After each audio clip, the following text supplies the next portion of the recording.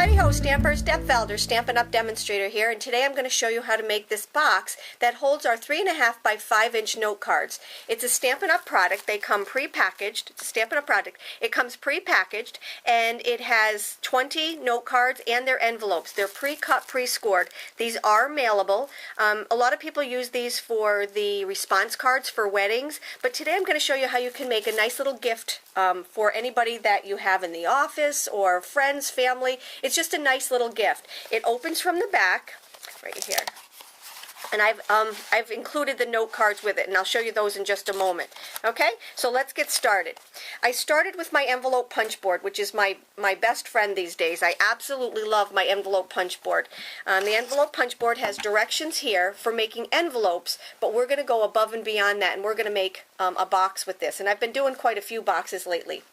Now, when you go to make a box, you're going to find out what you need to know is what size the item is going to be that's inside the box, and that's what you look for. So remember, we're doing a 3.5 by 5 inch card, okay? So we're going to go down to 3.5 by 5, which is this one right here. It says 4 bar after it. So we're going to go down to the 3.5 by 5, and it's telling me to cut a piece of cardstock 7.25 by 7.25, and the first score line is going to be on 3 1/8.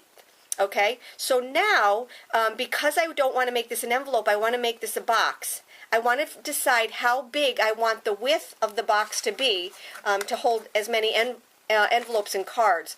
So what I did with this one was I decided to add 1 inch to it, and that's going to give me enough depth here. Okay, it's not going to give me a whole inch. It takes away a little bit, but it's going to give me enough depth here that I can hold six envelopes and 6 cards in this box. Okay, so what I'm going to do is I'm going to go back to my 3.5 by 5. It's telling me to cut a piece of paper that's 7.25 by 7.25, but I'm going to use a piece of paper that's 8 1/4 by 8 1/4. So I just added 1 inch to that. These two are going to stay the same. My cards are still 3.5 by 5, and my first score is going to be at 3 1/8. So let's begin. This is my 8 1/4 by 8 1/4 piece of cardstock, and it's telling me to score it at the first score at 3 1/8. So I'm going to go over to 3 1/8, and I'm going to punch and score. And you know, I like to start at the bottom and score up because you can find where the little score mark is. Okay, now this is what we would do if we were doing one envelope, or an envelope, but we're going to do a box, so we have to make another score. So I'm going to go over exactly 1 inch to 4 1/8 and punch and score. And you can see the width right here. That is the width that is going to be my the width of my box, so that it's going to be big enough to hold those cards. Okay, now we're done with this ruler up here. We're going to do it exactly like we do an envelope. We're just going to turn, punch, and score, turn, punch, and score. But on each one of these, we have to punch and score 2 times to go along with these 2 right here. So I'm going to go over to this indented line right here. Okay, that was my first score mark. I'm going to punch, and then I'm going to score. Okay, I'm going to move it over to my second line. I'm going to punch, and I'm going to score. And I'm going to turn it. I'm going to punch. I'm going to do this 4 times, okay? I'm going to do it for all 4 sides. I'm going to go, I'm going to punch and score. I'm going to turn, punch, and score. Punch and score. Oops. Now we are done. Now we're done with our envelope template, okay? For the time being, we're done with our envelope template. Before I do get rid of my board, though, we're going to take our envelope that we just made, and I'm going to round the 2 corners. I'm going to round the top corner, and I'm going to round the bottom corner. And you do that right here at this little punch right here, the opposite side of where we punched the other things. So I'm going to round that corner, and I'm going to round that corner. You don't have to, but it just makes it look more finished, okay? And the place that I did round them, if you lay your envelope box so that the long pieces are going this way, okay, I rounded the top corner here and the top corner here. Now that's very important to keep your envelope box just like this, because now I'm going to show you how to cut. We're going to take and we're going to cut up. I like to make little wedges, okay? So we're going to cut right here,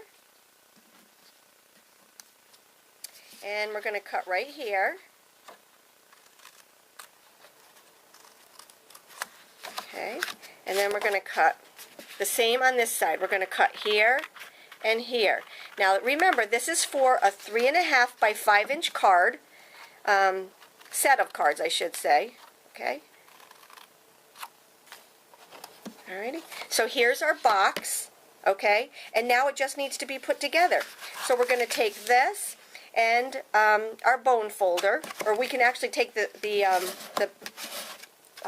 utensil from the punch board, which is just like a bone folder, okay? And we're just going to fold all of our sides in. Okay.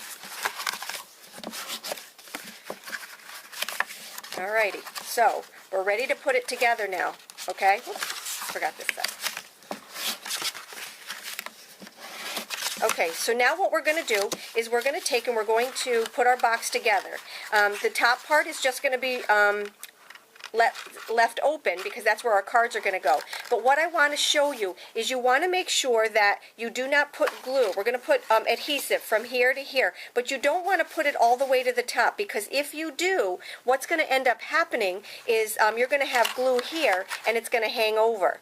So what we're going to do is we're going to take our adhesive, and snail holds very well. Some people like to use sticky strips, some people like to use mini glue dots. I'm just going to use the snail adhesive. I'm going to fold it in, and what you want to do is to make sure that your sides right here are going to line up. So you're going to take and you're going to put this together like that, and then just push from the inside out, okay? And there is your box. You have your little, what I call the crayon box opening, where you just push in your flaps. Here I added a mini velcro dot, and you can get those at Walmart, any of the box stores, but I got mine at Walmart. And then what you're going to do is just put your little velcro right there, like this one. Okay, there's our little velcro, and we're just going to decorate it. So our decorations are going to be from the Festive Flurry bundle and with the Winter Frost Designer Series paper. So what I did was I took a piece of Designer Series paper and I cut it 5 by 3 3/4, okay? So 5 by 3 3/4 will get you this top layer right here. So we'll just put some adhesive on here. And then I took my Festive Flurry bundle from the Big Shot. We have some dies, and the Festive Flurry bundles goes along with the Festive Flurry stamp set, and these are the framelits that you get in there with that one. So I took the largest one, okay, and I cut it out of some Island Indigo. This is our 12 by 12 paper that's in the Holiday Mini, and I cut it out so that the textured side is up. And I'm just going to glue that down. And then the next thing that I'm going to glue down is the silver shimmer paper. And then the next layer that I'm going to glue down, now what I did was I popped all of these. I glued the Island Indigo one down, but then I popped the silver one, and I popped the stamped one. This image right here is stamped with the Festive Flurry stamp and cut out with the smallest one. Now on this one I put just one of our large rhinestones, but you can also take and add one of our beautiful, these are our frosted, what are they called? They're called frosted finish embellishments, and that's a mouthful. And then what I was going to do is just add one of these to it, and you have your box. Just like that. And then what I did was, I'll just show you the cards that I added to it. You can add as many or as little as you want. You can take the scrap paper from your Winter Frost so it matches the outside of the box. Just take some coordinating stamps, and I did 2 of each one. So there's the first one. Here is the second one. And then here is the third one. And these fit very nicely inside our box. So I hope you enjoyed my post. I hope you learned a little bit, and go make those boxes. They're a blast. Have a great day.